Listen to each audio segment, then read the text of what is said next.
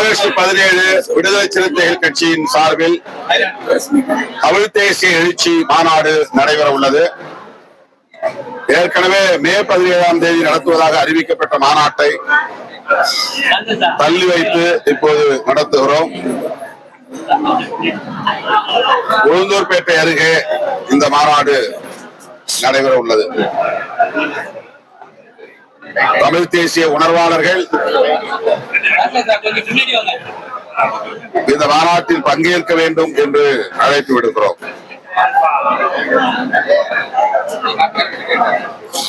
இரண்டாயிரத்தி 26ஆம் ஆண்டு, அதாவது இந்த ஆண்டு நடைபெற வேண்டிய துணை காவல் ஆய்வாளர், இரண்டாம் நிலை காவலர், சிறை காவலர் உள்ளிட்ட சீருடை பணியாளர்களுக்கான தேர்வை ஓராண்டுக்கு தள்ளி வைத்து அறிவிக்கப்பட்டுள்ளது.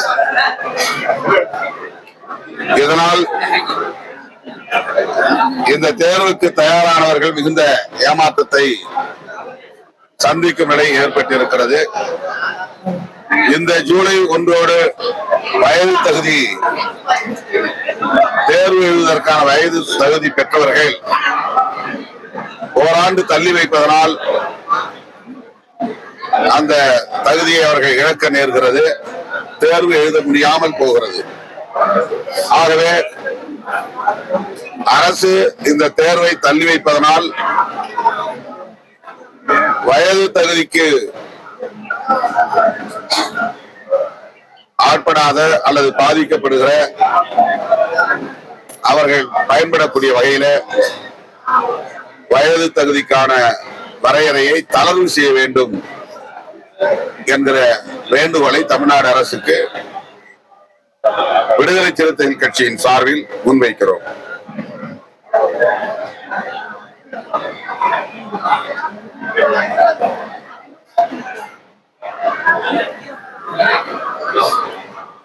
தமிழ்நாடு அரசு ஆதி திராவிடர் நலத்துறையை, அந்த அமைச்சகத்தை சமூக நீதித்துறை என்று மாற்றி இருப்பது இப்போது பேசுபடு பொருளாக மாறி இருக்கிறது. தமிழ்நாடு அரசு இதை மறுபரிசீலனை செய்ய வேண்டும். சமூக நீதித்துறை என்பது இடஒதுக்கீடு பெறும் அனைத்து சமூகங்களையும் உள்ளடக்கிய ஒன்றாகும். ஓபிசி, அதாவது பிசி, எம்பிசி, சிறுபான்மை சமூகத்தை சார்ந்தவர்கள், மாற்றுத்திறனாளிகள் என இடஒதுக்கீடு பெறுகிற அனைத்து பிரிவினரையும் குறிக்கிற ஒன்று. ஆகவே தமிழ்நாடு அரசு இதனை மறுபரிசீலனை செய்ய வேண்டும் என்று விடுதலை சிறுத்தைகள் கட்சியின் சார்பில் வேண்டுகோள் விடுக்கிறோம்.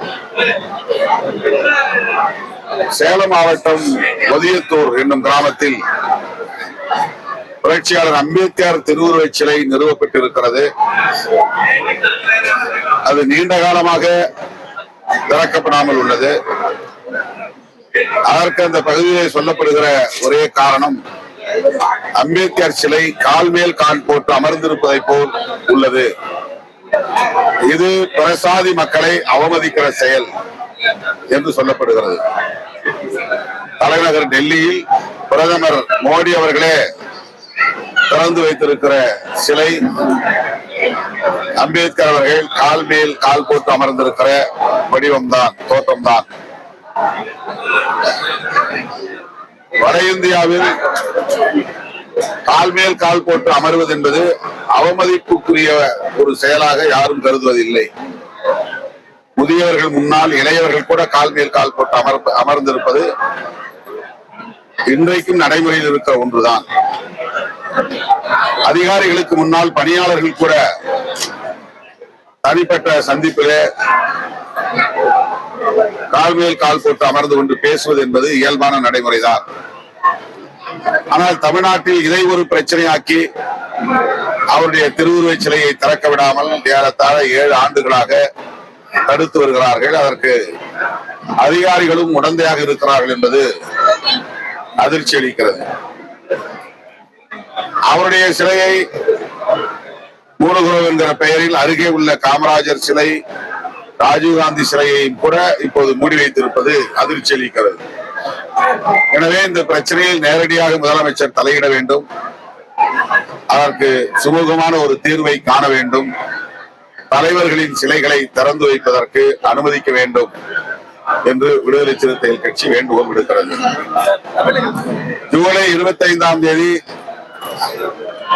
வள்ளியூர் என்னும் இடத்தில் அம்பேத்கர் சிலையை நான் திறப்பதாக அறிவிக்கப்பட்டிருக்கிறது. அந்த இடம் ஏற்கனவே பல ஆண்டுகளாக சிமெண்ட் சிலையாக இருந்ததை சாதிய சமூகத்தை, சாதிய சக்திகள் சேதப்படுத்தியதனால் வெண்கல சிலையாக நிறுவப்படுகிறது. ஆனால் இப்போது அனுமதி பெற வேண்டும், இல்லையில் திறக்க முடியாது என்று காவல்துறை மறுப்பது அதிர்ச்சி அளிக்கிறது. அது புதிய இடம் இல்லை, புதிதாக சிலை நிறுவவில்லை, புதுப்பிக்கிறார்கள், அவ்வளவுதான். சிமெண்ட் சிலையை மாற்றி வெண்கல சிலையை நிறுவுகிறார்கள், அதை திறந்து வைக்க என்னை அழைக்கிறார்கள், அவ்வளவுதான். ஆகவே அந்த சிலையை திறப்பதற்கு அரசு அனுமதிக்க வேண்டும் என்று வேண்டுகோள் விடுக்கிறேன். சபரிவர்மன் கொலையில்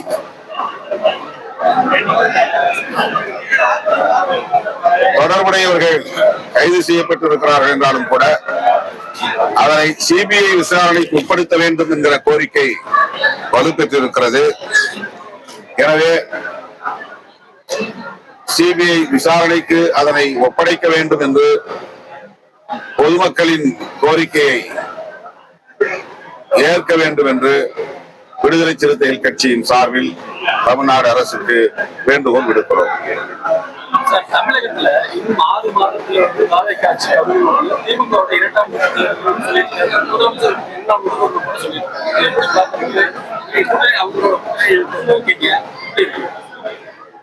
தாவேக அரசு 5 ஆண்டுகள் நீடிக்கும், இது மக்களின் கட்டளை.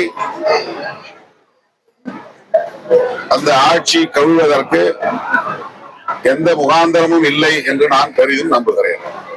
அதே சேலத்துல உங்களுடைய சோரேட்டு மேல மர்ம நபர்கள் வந்து பண்ணிருக்காங்க. இதை கண்டிச்சு உங்க கட்சி சார்பில் சாலை முறையில் பண்ணிருக்காங்க. சேலம் மட்டும் இல்ல, சேலம் மதுரை இது தொடர்ச்சியாக நடக்கிறது.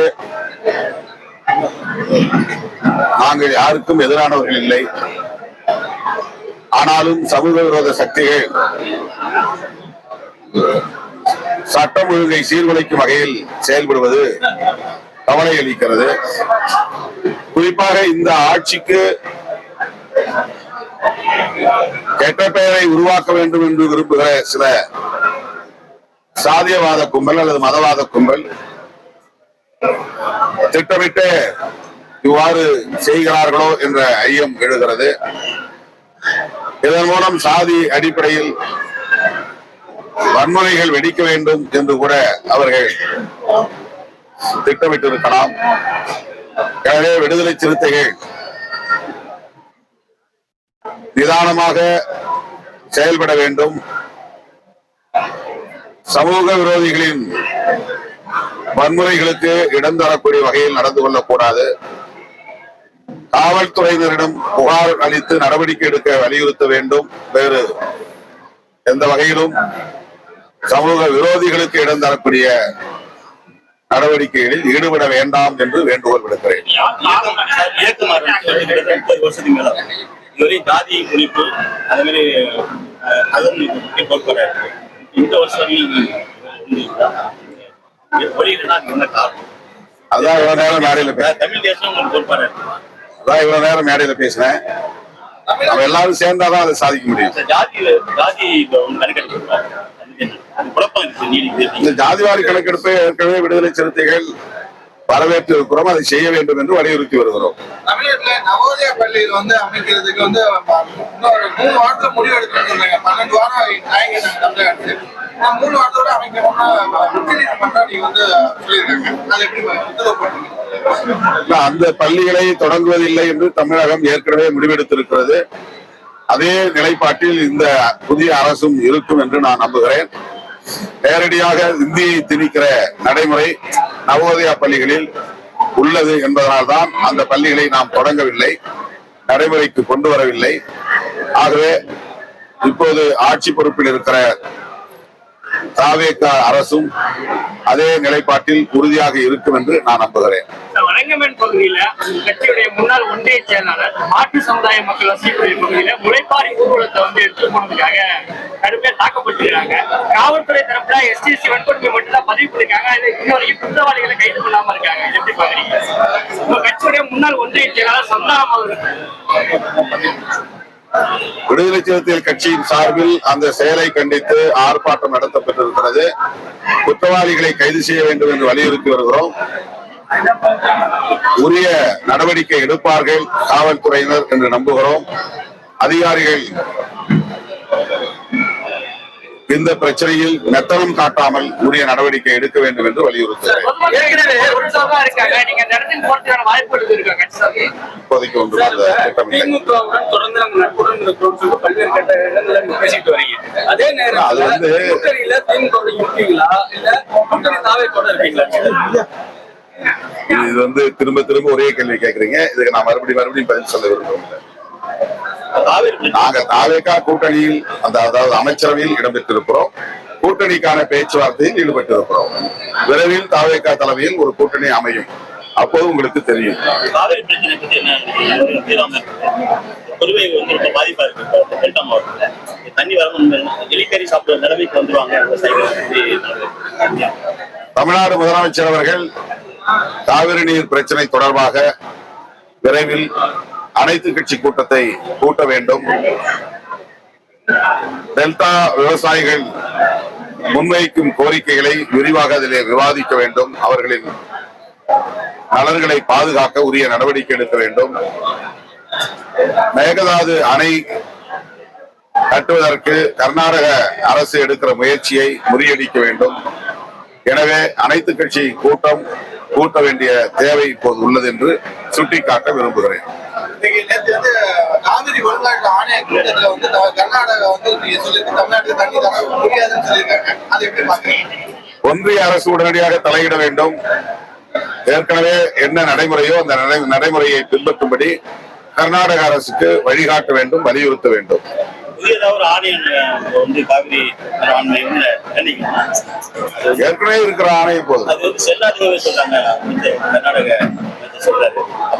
அப்ப இருக்கிற இதையெல்லாம் அனைத்து கட்சி கூட்டத்திலே விவாதிக்க வேண்டிய தேவை இருக்கிறது. எனவே அனைத்து கட்சி கூட்டத்தை முதலமைச்சர் உடனே கூட்ட வேண்டும். பல்கலைக்கழகங்களில் கிட்டத்தட்ட 14-15 பல்கலைக்கழகங்களில் துணைவேந்தர் நியமனம் செய்யப்படாமல் கிடப்பில் உள்ளது. ஏற்கனவே இருந்த அரசு முதலமைச்சரே வேந்தராக இருக்கும் வகையிலான சட்டத்தை நிறைவேற்றி அனுப்பியிருக்கிறது. அது தொடர்பான வழக்கு இன்னும் நிலுவையில் இருக்கிற போது ஆளுநருக்கு அதிகாரம் அளிக்கக்கூடிய பழைய நடைமுறை வந்துவிடக் கூடாது. அப்படி ஒரு நிலைப்பாட்டை புதிய அரசு ஏற்கக்கூடாது. முதலமைச்சரே வேந்தராக இருக்கும் அந்த நிலைப்பாட்டில் இப்போதைய அரசு தாவேக அரசு உறுதியாக இருக்க வேண்டும். விரைந்து துணைவேந்தர்களை நியமிக்கிற நடவடிக்கைகளை மேற்கொள்ள வேண்டும் என்றும் முதலமைச்சருக்கு, மாண்புமிகு முதலமைச்சருக்கு விடுதலை சிறுத்தைகள் கட்சி